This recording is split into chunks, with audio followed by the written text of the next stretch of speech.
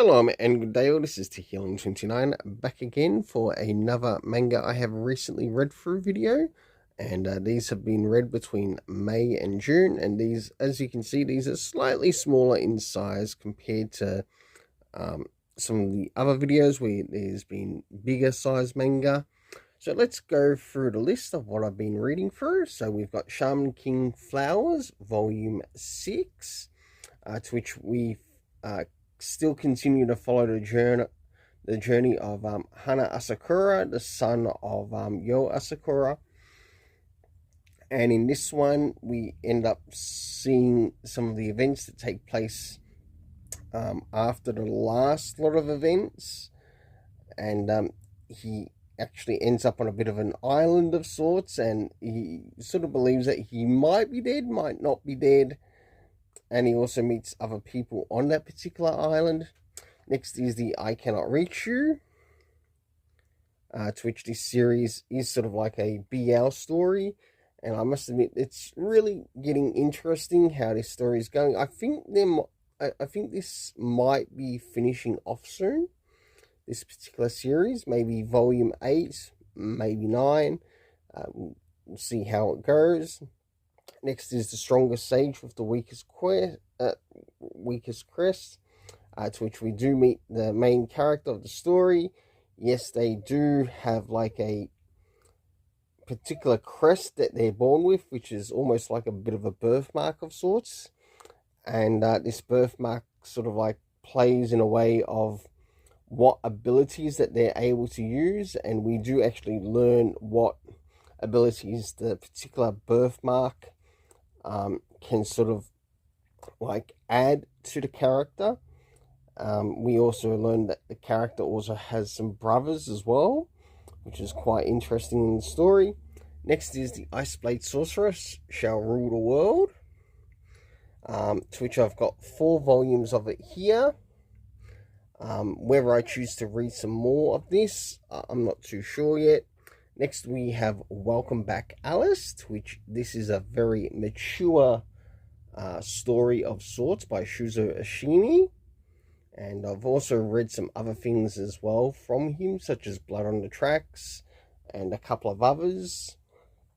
Next we have D-Gray Man, which deals with Akuma's innocence, the Black Order, the Noah clan, and a whole list of other things on top of that. We've got characters dying, actually surprising quite early in the series, which I was really surprised to see. And also, it has to do with the character of Bookman and Levy. We learn that the character of Bookman dies, but Levy is like still around, and we do get to see that character go throughout the story. There's also an instance where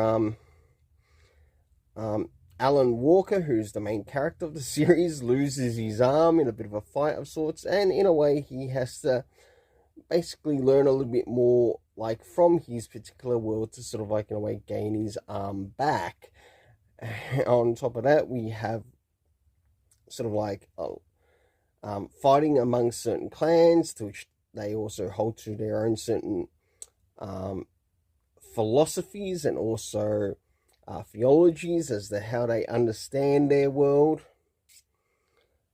And as you can see here, I've read up to the omnibus of 19 to 21. I've still got another omnibus which I need to read through.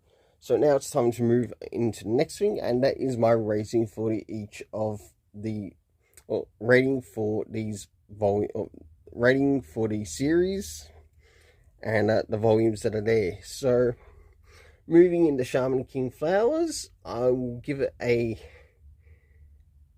7.5 out of 10, though I do think some of the previous volumes were a little bit better. Though I really hope things pick up in the next volume, providing that I'm around to read the next volume. Next we have I Cannot Reach You, volume 6 and 7, which in this BL story is actually been quite interesting. We do actually get a bit of a flashback, once again with these characters, and I think it takes more precedence in, I think, more of Volume 7 than Volume 6, even though we do get some things in Volume 6, to which I give a 7 out of 10. The Strongest Sage with the Weakest Quest, I give a 7.5 out of 10. It still does grab my interest, and I would like to check more about this series. Next is the Ice Blade Sorcerer Shall Rule the World. To which in this, yes, we do sort of like have a school type scenario with this particular character, and it does take place within these 4 volumes. But we also get to meet like a crazy arrangement of characters. For this, I'll give a 7.5 out of 10. I'll have to see if I can try to get a hold of Volume 5 onwards.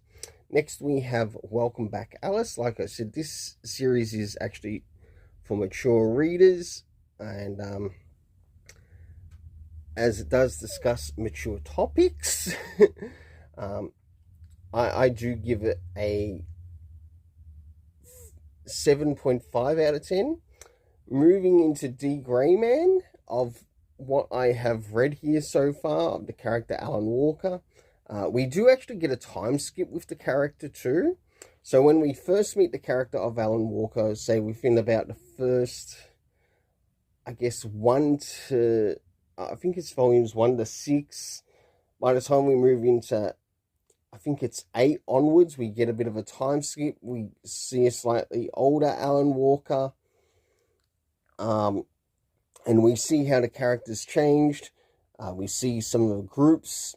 For this, I will give an 8.5 out of 10, as I am looking forward to reading what other volumes I do actually have available to read of this particular series.